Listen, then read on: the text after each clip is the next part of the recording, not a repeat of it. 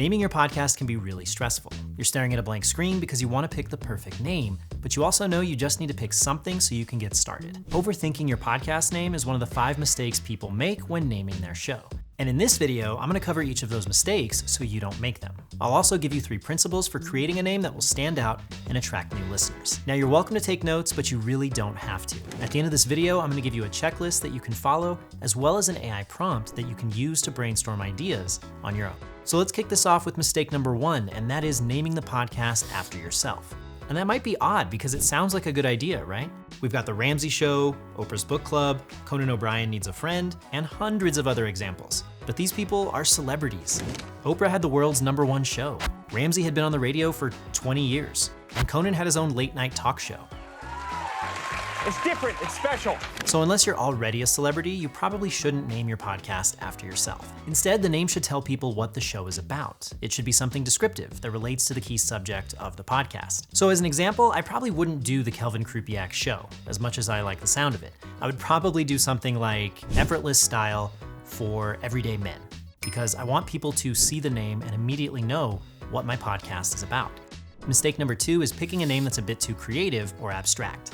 Podcasters love using puns in their names, and I get it, everybody loves a good pun. But using puns or intentionally misspelling words can actually make it more difficult when listeners are trying to find your podcast. So Taco Bell, Feliz Navidad, and Recipocalypse all sound like great shows, but it's going to be a challenge when people are searching for them in Apple Podcasts. Side note, this artwork for Recipocalypse is actually amazing, so if you want to steal it, feel free to do so, and let me know when you start the podcast so I can listen to it. But back to my main point, puns or intentionally misspelling words makes it harder to find your show, and we really want to make it as easy as possible for new people to find you. The third mistake is forgetting to do a search for the name you want to use.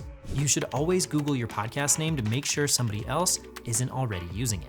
The last thing you want to do is decide on a name and develop all the branding for it, only to find out that somebody else is using it after you've already hit publish. I can promise you it happens more often than you might think. The next mistake is using the word podcast in the title.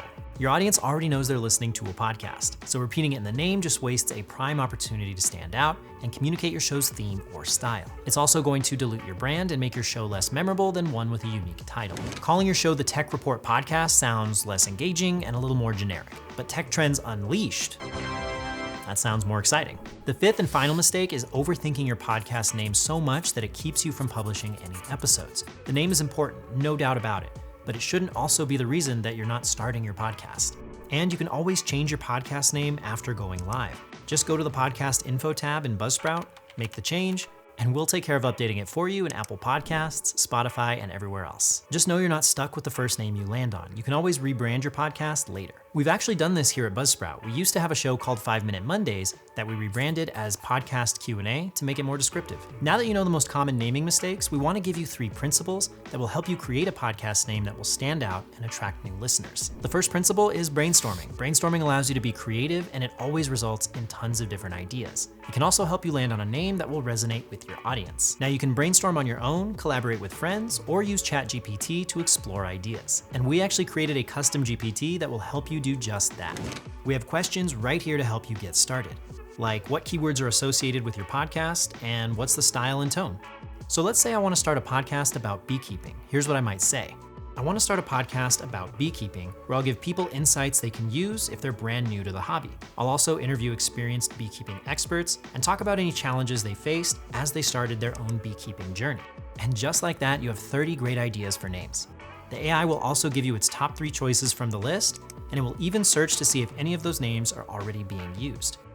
This is going to save you so much time, and I've included a link to it in the description below, so be sure to give it a shot and let us know how it works in the comments.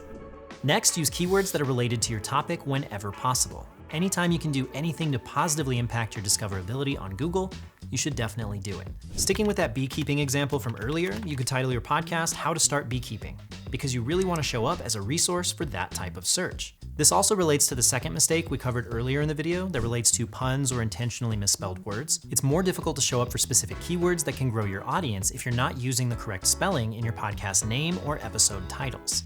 And the last principle is to keep the name you choose specific and succinct. A lot of great podcast names are short, catchy, and right around that 4-word mark. This will also make the name more memorable, so it's easier for people to recommend it to their friends. And shorter names always look good on podcast artwork. So keep the name short and use the description to add more context to your podcast. Now, before we wrap up this video, don't forget to grab a copy of that checklist I mentioned earlier so you don't make any of the mistakes we've covered. That link in the description will open up a Google Doc, and all you have to do is select File and make a copy to copy it over to your own Google Drive.